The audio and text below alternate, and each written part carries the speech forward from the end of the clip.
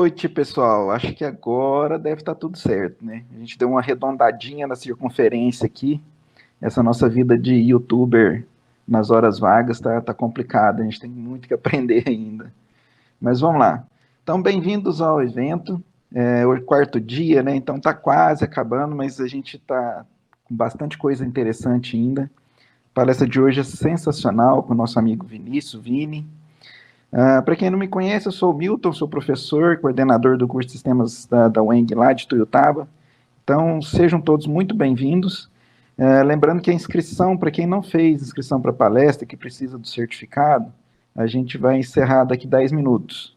Então, corre lá e faz a inscrição quem não fez. E no final de cada palestra, não esquece de entrar lá no site também, para poder confirmar, né, sua participação, para garantir esse certificadozinho no final.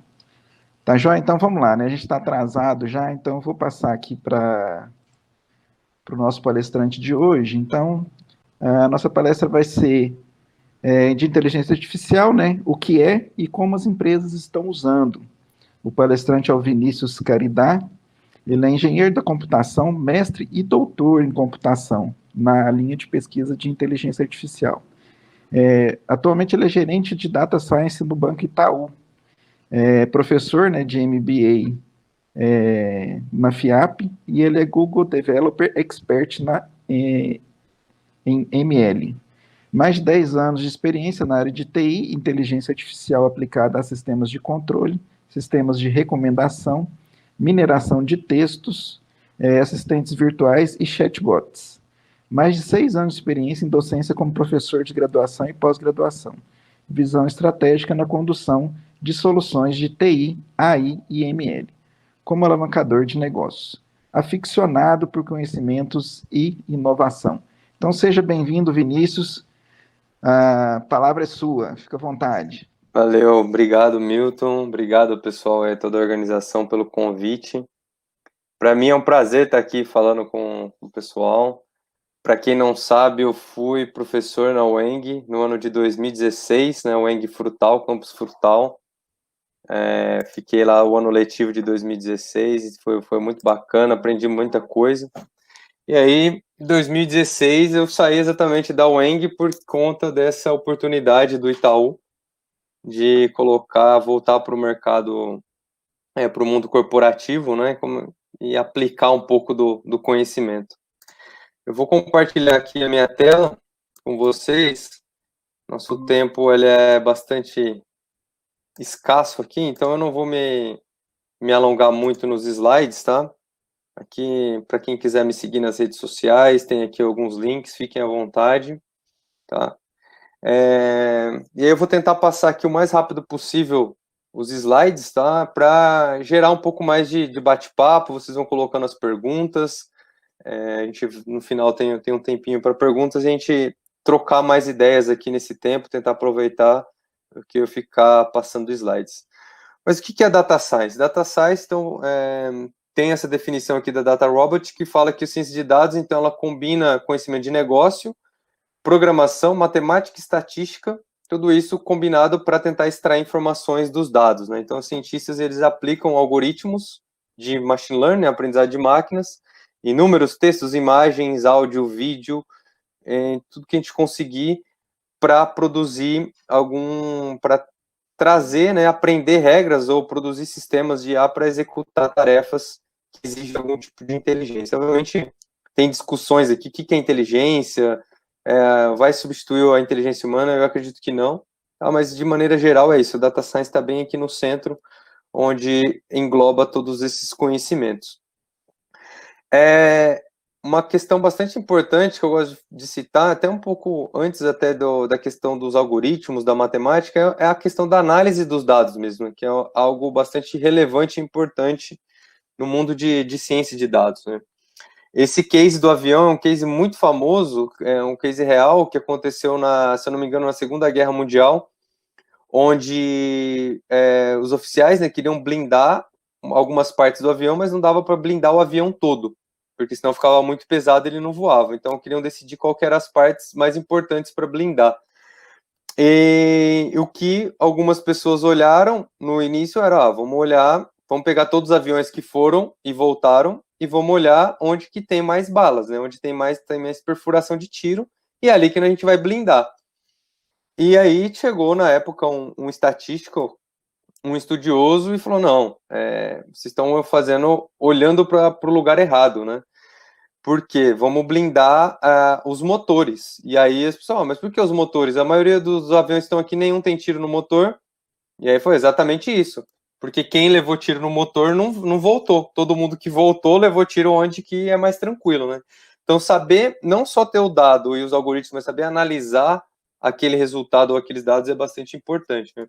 Então, tem essa fala aqui muito interessante, que é uma medida acurada vale muito mais do que milhões de opiniões de especialistas, né? Então, se eu tenho o dado mesmo, se eu tenho a medida, é muito mais importante de qualquer opinião.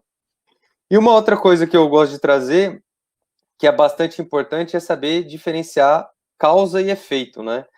Então, tem um site aqui bastante interessante, que ele mostra várias causas e efeitos, né, correlações, e aqui a gente vê um gráfico real que, conforme a venda de sorvete aumenta, os ataques de tubarão também aumentam, e conforme a venda de sorvete cai, os ataques também caem. Então, eu poderia inferir que a venda de sorvete causa ataque de tubarão, apesar de ter uma correlação, uma coisa não causa a outra, né? Então, é importante também, são questões bastante legais e importantes da gente entender, porque é aqui que vai, quando a gente olha para o negócio em si, né, quando eu vou aplicar, entender essas nuances é algo que realmente traz valor na hora de eu desenvolver sistemas aqui com inteligência artificial. E o machine learning, então, ele é a maneira, né, o caminho de eu sair dos dados, aplicando algum algoritmo para chegar num insight. E uma definição um pouquinho mais formal, né, do que é machine learning, do Tom Mitchell, que é um dos pais aqui do machine learning, no livro dele de 97, ele fala que um programa de computador, ele aprende a partir de uma experiência E, com respeito a uma classe de tarefas T, e com medida de desempenho P, se o seu desempenho na tarefa melhora com a experiência. Então, assim, é uma definição um pouco mais formal, mas o que ele está querendo dizer é que se o desempenho está melhorando numa tarefa, e esse desempenho está melhorando exatamente por conta da experiência que eu tenho dos dados, então eu posso dizer que esse é um sistema com machine learning ou com aprendizado, tá? Essa é a definição. E aí a diferença de um sistema tradicional é que um programador ele faz todo o programa e depois de desenvolvido o código, você tem entradas e dadas as entradas, você tem novas saídas. E um modelo de machine learning é um pouquinho diferente. Você dá as entradas e a saída esperada, né, principalmente no modelo supervisionado, e aí o programa vai aprender as regras a partir do que você deu de entrada e a saída esperada, e isso gera um programa, né? O algoritmo gera um programa, que aí depois sim você usa esse programa para novas entradas e ele vai prever novas saídas. Tá? E aí, pô, mas tá, falou de IA, machine learning, onde que cada coisa está dentro, né? Ou uma coisa é diferente da outra? Existe uma confusão bastante comum nesses temas, então a IA é uma grande área, né, a inteligência artificial. Dentro de inteligência artificial eu tenho machine learning. Então o que está fora de machine learning está dentro de IA? Por exemplo, metaheurísticas de busca, né, lógica fuzzy, sistemas especialistas estão dentro aqui do guarda-chuva da IA. Dentro de machine learning começa a entrar os algoritmos mais clássicos, né, regressão linear, regressão logística, árvore de decisão, e depois o deep learning, que está dentro de machine learning, que nada mais é, de maneira muito simplista, redes neurais profundas, né, com várias camadas e camadas com funções diferentes. Tá? E matemática, estatística, tem bastante, né, não vamos entrar aqui hoje, não é o nosso foco, até pelo tempo, mas, assim, uma das operações mais conhecidas em redes neurais e que mudou o paradigma de redes neurais é o backpropagation, que é o cálculo de aprendizado com base no erro que eu tive para a rede ela reaprender, né? Ela moldar, na verdade, aprender os pesos que eu tenho na rede e aí melhorando a assertividade dessa rede, né? Eu não gosto de falar que é o aprendizado automático da rede, ou ela aprender sozinha, porque isso gera uma certa confusão, mas o backpropagation é um mecanismo matemático aqui, que eu faço a predição, calculo o erro que eu tive com base no esperado, e volto atualizando os pesos para a rede e ajustando esses pesos e chegar em decisões melhores. Tá? mas sempre com bases rotuladas, né? Que seria uma ideia muito simples aqui, bem rapidamente. Eu tenho uma base de dados, e aí como que eu vou fazer a classificação desse novo exemplo aqui que chega, que eu não sei se ela pode ser um investidor ou não, né? Então eu tenho alguns atributos, que é o nome e a renda, e eu tenho a classificação, que é a classe se é um investidor ou não. Então, com base nesses dados, eu aprendo, que nesse caso é um exemplo muito simples, que eu poderia classificar a Ana como investidor, né? Porque quando eu olho para os exemplos que eu tenho na minha base, ela está entre 3.500 e 5.000 reais, que são dois investidores, aqui no gráfico ela fica bem no meio deles. Então, eu poderia inferir, mesmo com um valor diferente dos que eu tenho na minha base, que ela poderia ser um investidor com base nos exemplos que eu tenho, tá? O que já não é tão claro para mim quando eu tenho a Ana, porque ela está meio que no meio aqui entre um exemplo que não é investidor e um exemplo que é investidor, tá? Então, os modelos de machine learning, normalmente eles têm uma base estatística muito forte. Então, ele te dá uma saída estatística ou uma confiança de quanto que ele pode classificar um exemplo ou não. E nesse caso, a Ana, ela está um pouquinho mais próxima de 1.500 a renda dela, né, do que de 3.500, mas ainda assim está ali no meio. Então, o modelo poderia retornar que ele tem, por exemplo, 55% de confiança de ser investidor, de não ser investidor, e 45% de ser. Então, ele está ali meio que na dúvida, quase 50-50. Então, nesse caso, entra uma outra questão importante, que é talvez o que a gente pode abordar mais, que aí entra muito na questão de negócio, né, que sai um pouco da academia, do teste de modelo, da parte mais conceitual, e entra eu aplicar esse negócio. E aí, o que eu faço? O modelo não tem certeza, o que eu faço?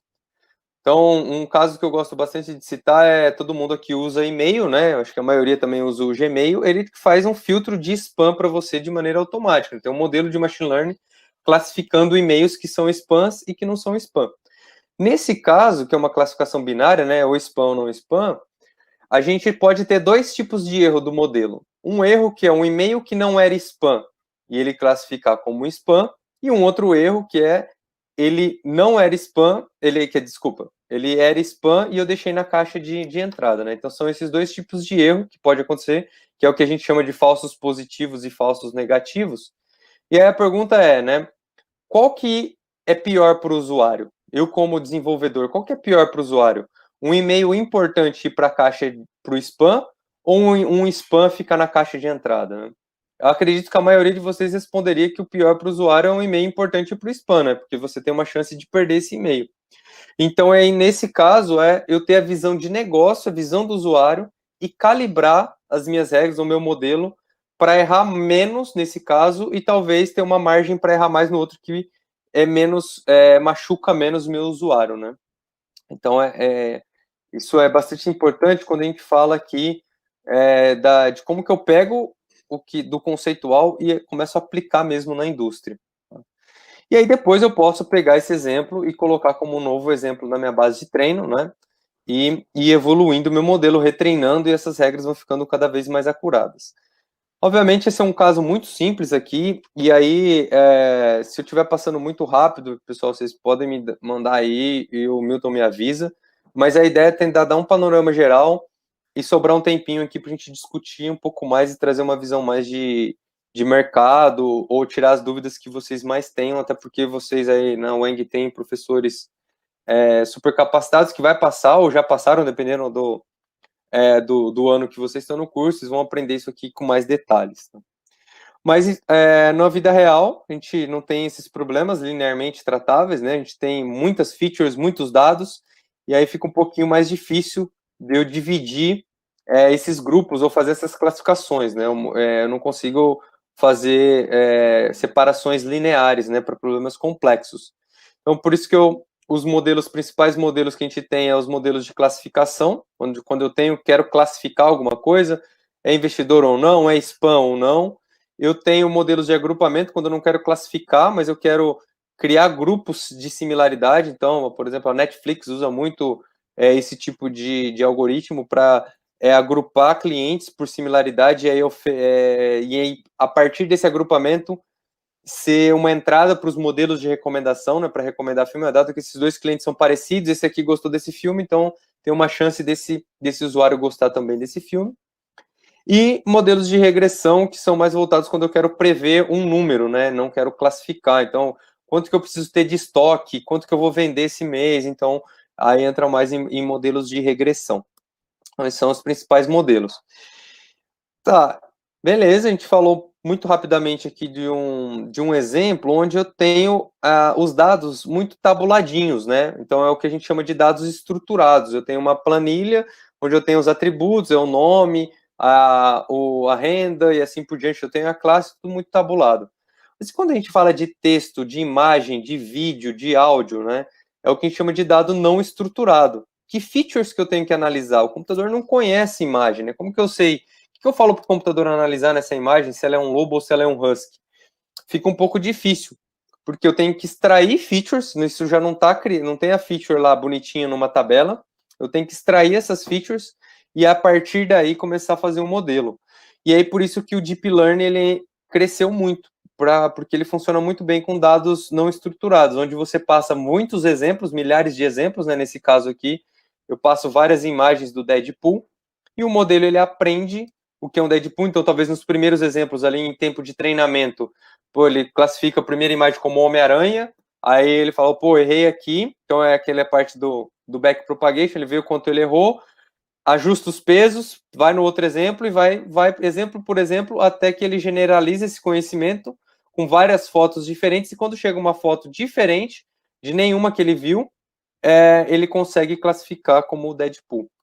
Então, e esse modelo cresceu muito porque hoje nós geramos muito mais dados não estruturados do que dados estruturados, né? Tudo que a gente posta no Twitter, no TikTok, no Instagram, enfim, no YouTube, então tudo são dados não estruturados.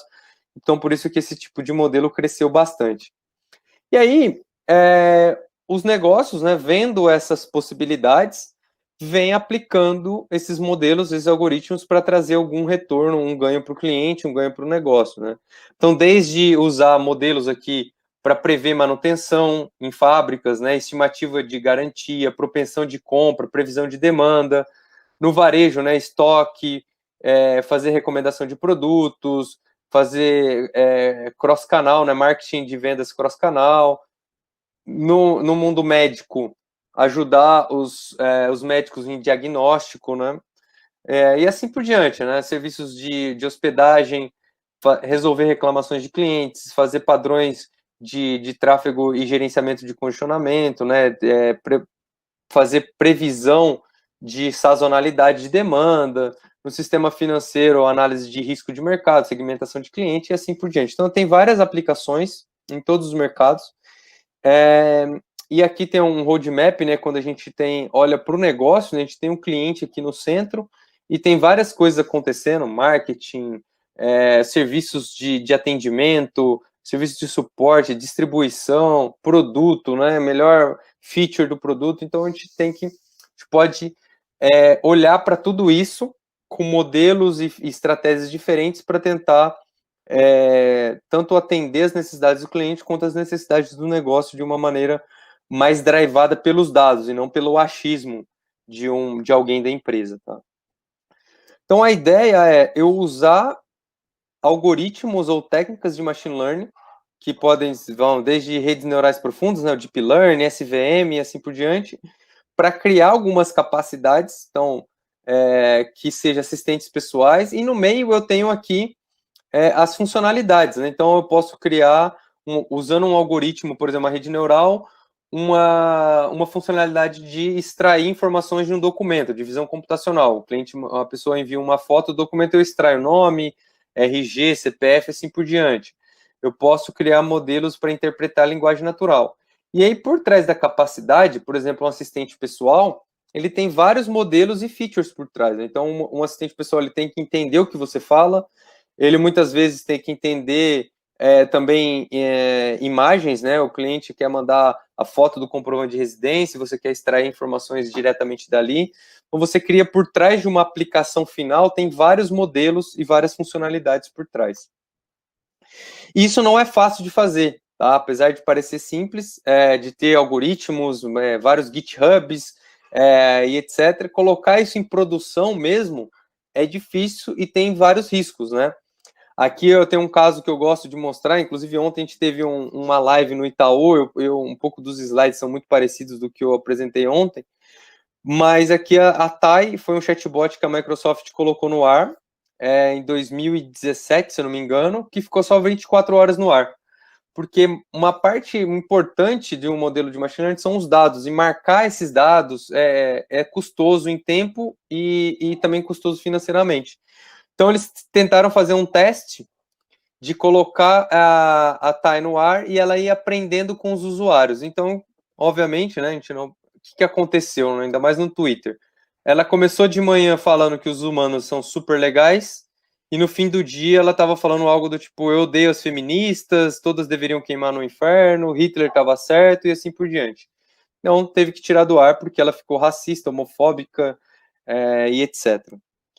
Mesma coisa aconteceu, né? Interessante o caso, logo que o Google lançou o Google Maps, se você pedia para ir dos Estados Unidos, de alguma cidade dos Estados Unidos para a Europa, né, para a Alemanha, Berlim especificamente, ele mandava você ir nadando pelo oceano. Tá? Então foi um bugzinho aqui no algoritmo de cálculo de rota, que virou meme, né? Então algumas empresas têm essa liberdade poética um pouco mais tranquila de colocar alguma coisa no ar, tiver um errinho, corrige, do que outras, né? Dependendo de um modelo para ajudar um médico, né, em diagnóstico de câncer, por exemplo, não pode ter essa liberdade de erro aqui, né? Tem que ser algo muito mais acurado. E mesmo hoje, né, o Google, que é uma referência em machine learning, se vocês forem agora no Google agora e colocar essa frase, né, me mostre fotos de raça de cachorro, exceto beagles, ele vai mostrar só beagles, né? Por quê? Porque é difícil, não é porque ele não sabe fazer. O Google é referência em machine learning, mas é difícil, porque a nossa língua, principalmente o português, ela é bastante ambígua. Então, saber esse exceto beagles aqui não é tão simples de mapear e de entender. Tem um exemplo bastante clássico, que é esse aqui: eu vi um homem na montanha com um telescópio. Essa frase me dá pelo menos 4 interpretações diferentes, né? Quem que está na montanha, quem estava com o telescópio, eu vi com o telescópio, o homem estava com o telescópio, enfim, então dá uma margem grande de interpretação. Por isso que machine learning é muito importante testar, né? Sempre é super importante a gente ter tempo de testar rápido e falhar no teste para ter sucesso depois em tempo de produção. E esse desenho que eu gosto bastante exemplifica um pouco, né, de como que é esse teste, quais são as etapas aqui na construção de um modelo, né? É uma analogia interessante, né, como fazer um pão, mas basicamente o cientista de dados ele usa as técnicas que ele tem aqui, os algoritmos, né, que é análogo à batedeira nesse exemplo, com os ingredientes aqui, fermento, farinha, sal e leite e ovos, ele vai, só que ele não tem uma receita pronta. Ele tenta entender o problema e vai trabalhando esses ingredientes aqui com as técnicas e vai gerando uma massa, que seria um modelo aqui, né, pré-criado. Depois ele treina esse modelo, que seria análogo a sal-pão, e aí ele tem um pão treinado. Então, se ele põe muito fermento, o pão cresce demais, pouco pão não cresce, muito sal fica salgado. Se treina demais, o pão queima, né, ou assa demais, que é o que a gente chama de overfitting. Se assa de menos, o pão fica cru, é o underfitting, que são algumas jargões aqui do mundo de machine learning. Então, ele fica experimentando aqui, testando, até achar o pão ideal.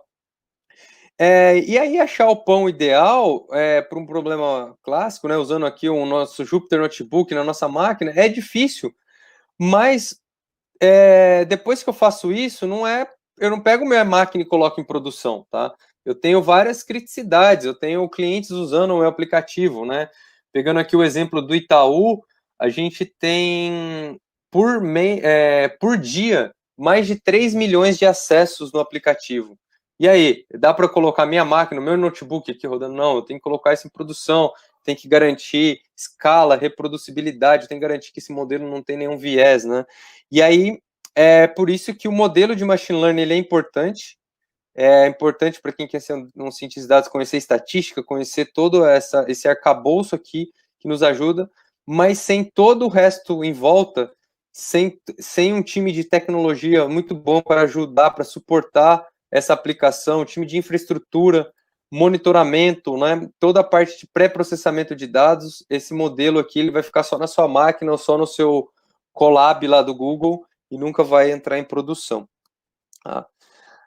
Aqui é uma esteira, né, que a gente acredita que é a esteira que é muito alto nível, mas é todos os passos, né, que eu preciso passar para criar um modelo de machine learning. Então, desde entender o negócio, então sempre começa a entender o negócio, entender o problema. Não começa da tecnologia, começa do problema. Depois eu começo explorando os dados, né, porque minhas decisões são baseadas nos dados. E aí sim começo a experimentar os algoritmos, testar abordagens diferentes, refinar esse algoritmo, para então começar a pensar em como produtizar isso, né? Criar APIs, criar as nossas esteiras que a gente chama de Continuous Integration, Continuous Deployment, e aí sim servir esse modelo, colocar ele produtivo, e aí sim aqui está em contato com as aplicações e com os usuários ou com os consumidores.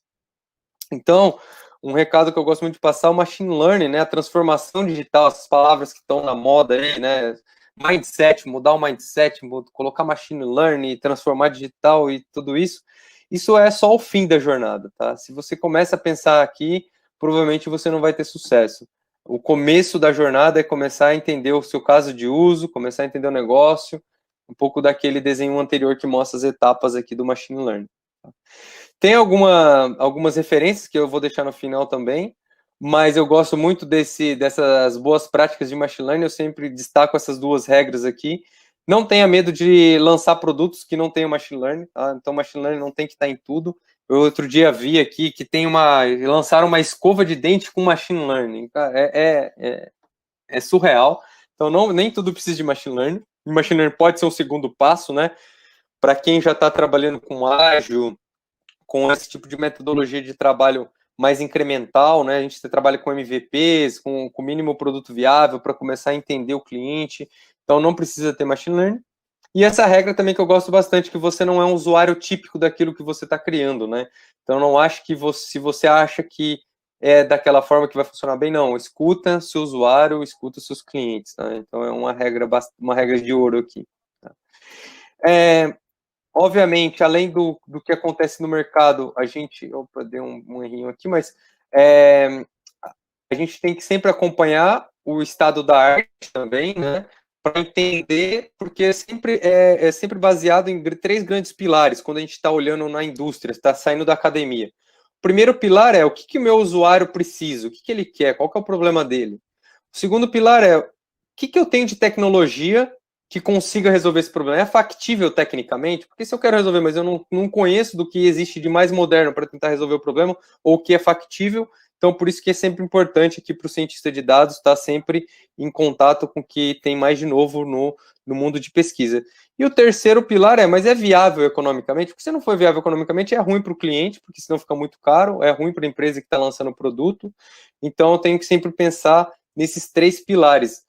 E esse é uma quebra de paradigma, né? Como eu comentei com vocês, foi falado aqui no começo, eu tive um longo tempo fazendo mestrado, doutorado, também fui professor na UFSCar, depois aí na UENG em 2016. E quando você vai para o mercado, a tecnologia é importante, mas a tecnologia ele é um auxílio, né?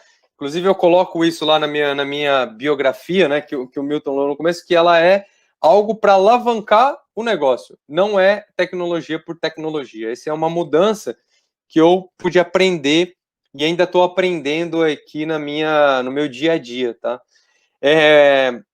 E aí eu tenho, acho que aqui é um dos últimos slides, depois no finalzinho eu passo os próximos, só algumas frases de efeitos, mas eu gosto bastante desses slides que exemplificam um pouquinho, né? Essa figurinha aqui exemplifica um pouquinho do que eu estou querendo dizer. Então, aqui perguntando, o que é um pesquisador em machine learning, né? Eu sou um pesquisador em machine learning, né? E aí o Patrick pergunta, mas o que é um pesquisador em machine learning? Aí o Bob Esponja isso quer dizer que ele tem medo de deployar, né? Colocar em produção os modelos que eles constroem, né? E aí o Patrick brinca, 10 transações por segundo e tal, né? Porque realmente colocar em produção não é simples, né? Desenvolver realmente não é simples, mas colocar em produção é mais complicado ainda. Monitorar, garantir versionamento, escalabilidade, então não é simples. E aí eu vou passar de algumas aplicações que a gente já criou aqui, eu vou falar um pouquinho do Itaú, que é onde eu trabalho atualmente, né? São dados públicos aqui.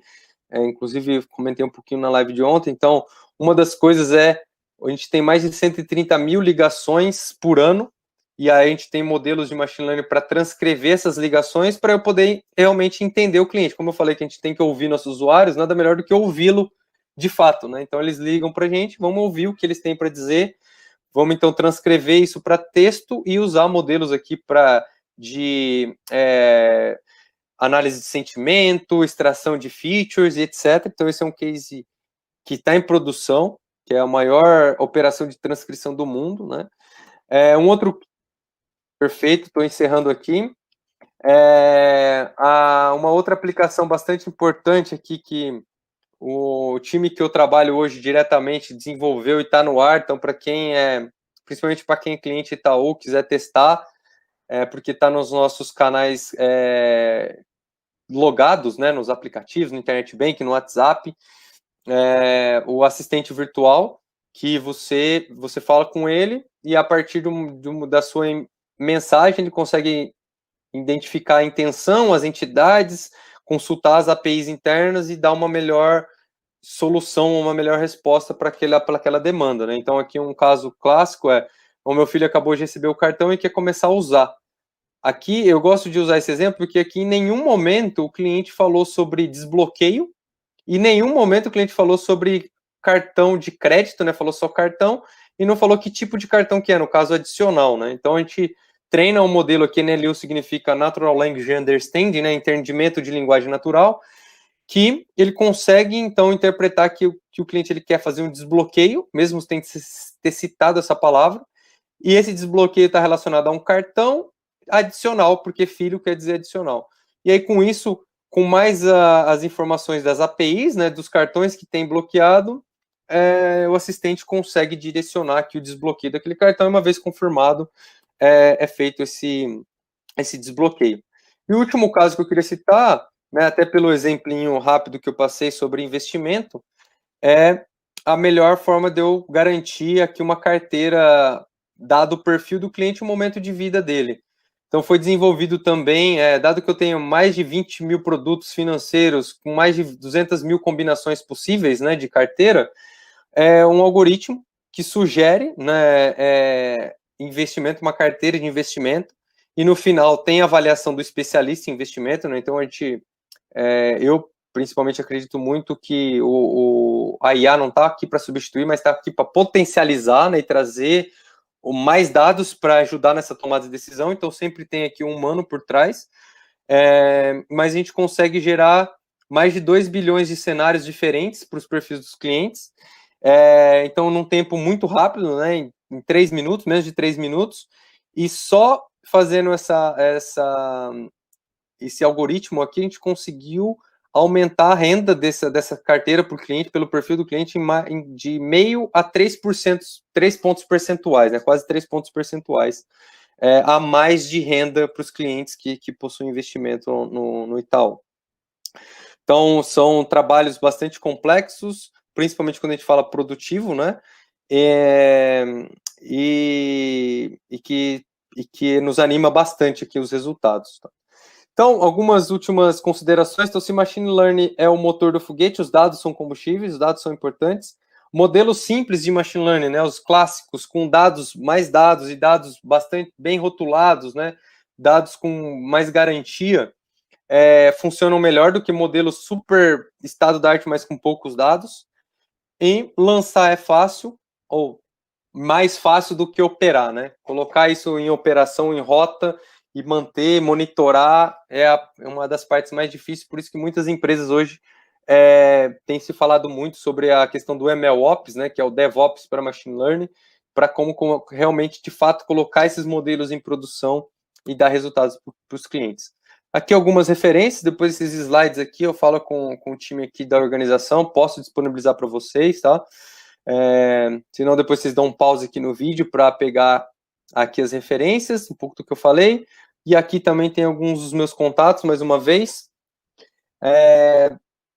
Agradeço aqui quem está nos ouvindo, quem vai nos ouvir depois, né? Essa live vai ficar gravada no YouTube. Mais uma vez o time aqui da organização, obrigado pelo convite, é um prazer estar de novo aqui, não na UENG, né? A gente está em home office, mas eu quero eu tenho bastante satisfação aqui de estar com vocês. Foi um período que eu guardo boas memórias de Weng. Peço também um pouco de desculpa pela velocidade, nosso tempo é bastante curto, mas eu queria dar um panorama geral aqui para vocês. E fico à disposição para responder as perguntas aqui do pessoal que está nos acompanhando. Joia, muito obrigado, Vini. Muito bacana o assunto, a gente achou assim, muito interessante, bastante esclarecedor, muita coisa nova, né?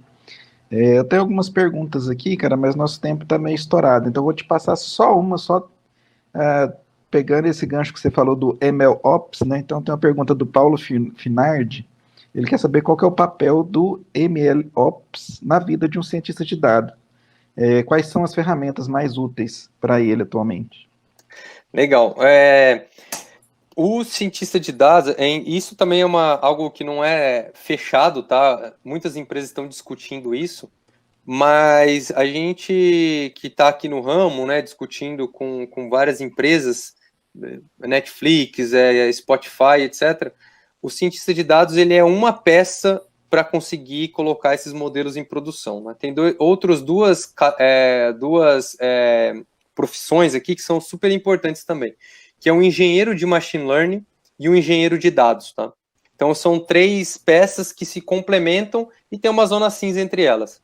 Então, o engenheiro de dados, ele tem uma função um pouco mais voltada para a primeira etapa, que é entender de onde o dado vem, qual que é as ferramentas de banco de dados, se esse dado ele é em streaming, ele vem em batch, né? Então, em conhecer do Hadoop, SQL, Cassandra, enfim, MongoDB, as bases de dados e como extrair, tanto como extrair, como trabalhar, transformar esse dado. Depois, né, vem o cientista de dados. Obviamente aqui eu estou falando de uma maneira muito geral, né? Tem intersecções aqui, mas só para situar um pouquinho. Vem o cientista que entende também esse dado e continua com a parte de testar os algoritmos, métricas, avaliações e desenvolver os modelos. E depois vem o engenheiro de machine learning que tem um pouco mais a missão de pegar esse modelo e colocar em produção, garantir disponibilidade, escalabilidade e etc. Quando a gente fala do MLOps, que seria o análogo a DevOps para o machine learning, ele engloba essa cadeia inteira, né, o pipeline completo do machine learning, e aí tentar como que eu integro todas essas fases do projeto, principalmente porque machine learning não é depois você pôs em produção, tá lá e vai ficar para sempre, você sempre tem dado novo, né? Sei lá, um modelo de machine learning para fraude. No começo ele funciona bem, o fraudador começa a mudar a forma de fazer as coisas, então eu sempre tem que estar atualizando, retreinando esse modelo. Então como que eu garanto esse ciclo, né? E aí vem algumas ferramentas, né?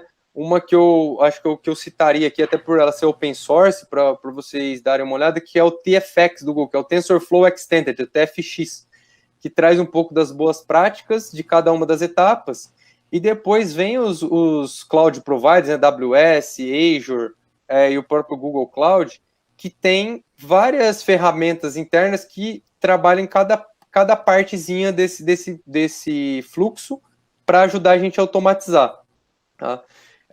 Mas basicamente o que a gente usa, por exemplo, na AWS o SageMaker, né? No Google Cloud tem o AI Platform, na Azure tem uma integração com Databricks, enfim, tem várias ferramentas, tá? A ideia é como que você pensa no seu negócio, a complexidade do negócio e dos seus sistemas para integrar todas essas caixinhas. Tá, joia, Vini. O professor Ivan queria que fizesse uma pergunta, a pergunta dele que ele me passou. Então, assim, se você conseguir responder bem rapidinho, só para ele não ficar na vontade, qual a sua opinião quanto ao uso de dados não estruturados, como textos, para previsão de preço no mercado financeiro? Acho que ele está querendo ficar rico. Previsão do mercado financeiro, né? Todo mundo quer prever. Tem uma área que está crescendo muito, né?